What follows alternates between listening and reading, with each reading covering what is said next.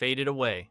Pixar's Inside Out brilliantly captures the messy reality of growing up, but the most heartbreaking moment belongs to Riley's forgotten imaginary friend, Bing Bong, trapped in the memory dump, a dark, terrifying abyss where memories go to fade away forever. Bing Bong and Joy find his old song-powered rocket wagon. It is their only ticket out. They sing as loudly as they can, trying to launch the wagon up the massive cliff of discarded memories. But after 2 failed attempts, Bing Bong looks at his fading hands and realizes a devastating truth. The wagon is too heavy. They are never going to make it out together. On their 3rd and final attempt, they give it everything they have. As the rocket speeds up the ramp, Bing Bong makes the ultimate sacrifice. Without telling Joy, he throws himself backward out of the wagon, giving it just enough momentum to clear the ledge and save her. Joy makes it to the top and turns around to celebrate, only to realize she made it out alone. As he celebrates in the dark abyss, his body breaking down and fading away, he doesn't cry or panic. He just smiles, sheds a single candy tear, and asks Joy to take Riley to the moon for him. Poisoned. In Pixar's Coco, the truth behind Hector's death is a twist that completely shatters your heart. His entire family believed he selfishly abandoned his wife and young daughter to chase musical fame and fortune. He realized the fame meant absolutely nothing without his family, so he packed his bags to go home. Unwilling to lose the genius songwriter behind all of his success, his best friend, Ernesto de la Cruz, realizes his golden goose is leaving, so he pretends to support Hector's decision and offers one last toast to their journey. On the walk to the train station, the poison takes effect. Hector collapses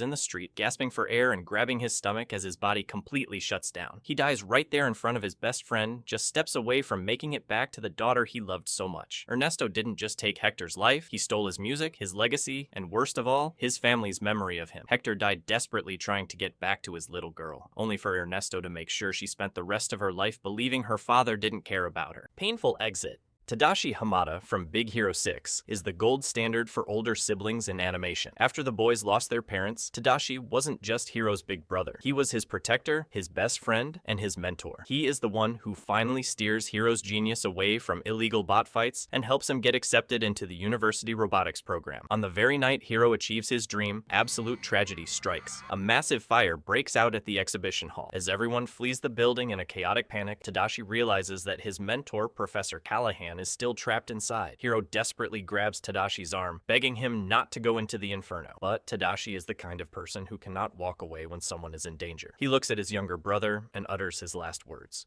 Someone has to help.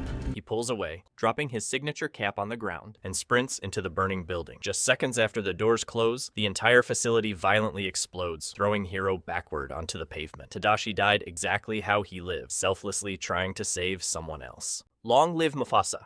Mufasa from The Lion King is the absolute gold standard for cinematic heartbreak. After an incredibly intense rescue, Mufasa miraculously manages to pull his son out of the deadly stampede, but the sheer force of the herd drags the king back down, forcing him to make a desperate, agonizing climb up a sheer vertical cliff face. Exhausted and slipping, Mufasa looks up and sees his brother, Scar, standing at the top. In a rare moment of pure vulnerability, the most powerful king in the Pride Lands begs his own flesh and blood for help. But instead of reaching out to pull him to safety, Scar violently sinks his claws directly into Mufasa's paws. Scar leans in close, delivers the chilling line, Long live the king.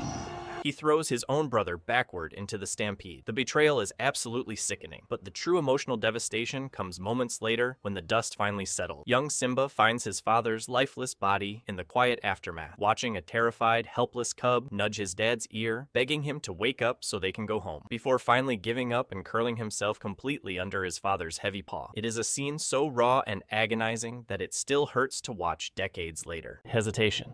Uncle Aaron from Spider-Man Into the Spiderverse was the only one Miles could talk to. Aaron wasn't just an uncle. He was his safe space. The only person who actually listened to him and let him be a normal kid. But secretly, Aaron was the Prowler, a ruthless enforcer working for the Kingpin. The tragedy hits its absolute peak during the rooftop fight. Aaron corners the new Spider-Man and prepares to execute him on Kingpin's orders. Out of pure desperation, Miles pulls off his mask. In a single heart-stopping moment, Aaron realizes he is about to take out his own nephew. Aaron immediately stops, lowering his claws and completely abandoning his mission. He makes the conscious choice to betray the most dangerous crime lord in the city to protect Miles. But Kingpin sees the hesitation and brutally shoots Aaron in the back without a second thought. At the end, Aaron died making the only right choice of his criminal career, and it cost him everything.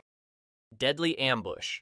Finding Nemo opens with one of the most brutal and traumatic sequences in Pixar history. Before the title card even drops, Marlin and Coral are celebrating their new home and looking forward to raising hundreds of babies. It is a picture-perfect start to a beautiful family. But then, the ocean goes completely silent. A massive, terrifying barracuda appears from the deep water, staring them down. Marlin begs Coral to hide inside the anemone with him, but her motherly instincts completely take over. Coral looks down at the vulnerable eggs in the drop-off and frantically darts toward the cave to protect them. The barracuda instantly strikes. Marlin courageously tries to fight the monster off to save his wife, but he is effortlessly swatted away and knocked completely unconscious. The true heartbreak hits when Marlin finally wakes up in the dark. The vibrant, happy home from 2 minutes ago is now completely silent and empty. Coral is gone. Hundreds of their eggs are gone. He lost his wife and his entire future in the blink of an eye. A happy ending. The opening of Pixar's Up is widely considered one of the greatest pieces of storytelling in cinematic history. Without a single word of dialogue, it paints the beautiful, completely ordinary love story of Carl and Ellie. From the time they were kids, their ultimate shared dream was to travel to Paradise Falls in South America. They set up a savings jar, passionately planning out their grand adventure. But just like in the real world, life constantly gets in the way. Every single time they save up enough money, an everyday tragedy strikes. A flat tire, medical bills, a destroyed roof, forcing them to smash the jar and start all over again. But through all the setbacks, they are perfectly happy just growing old together. Eventually, they reach their twilight years. Carl realizes time is running out and finally buys the tickets. He packs a picnic, planning to surprise her on their favorite hill, but she never makes it to the top. The climb is too much and she collapses. The absolute devastation of Ellie's death isn't caused by a supervillain or a dramatic accident. It is just the cruel, unforgiving reality of time. She passes away in a quiet hospital room before they ever get to take their dream trip, leaving Carl entirely alone in a house filled with memories. Friendly Fire.